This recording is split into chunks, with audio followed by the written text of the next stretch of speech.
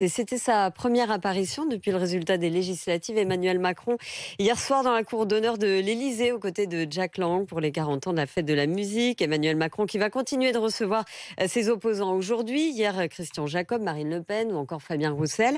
Aujourd'hui, les Verts et les Insoumis. Et Édouard Philippe, à midi, l'ancien Premier ministre, qui estime qu'il va falloir sans doute créer une grande coalition pour avancer. Cyprien Pézril.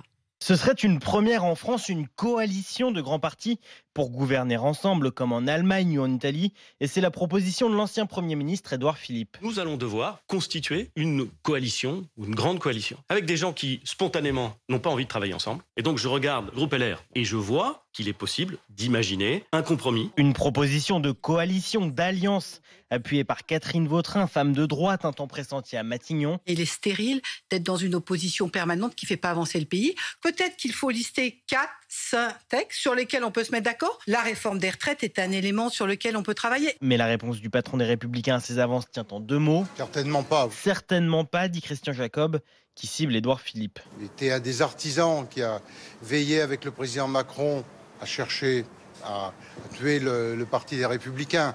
La ligne de la compromission, c'est lui qui l'a incarné. On reste déterminé dans l'opposition au président de la République. Et hors micro, un cadre des Républicains l'assure. Oui, certains d'entre nous soutiendront Emmanuel Macron, mais pas suffisamment pour qu'il atteigne la majorité absolue.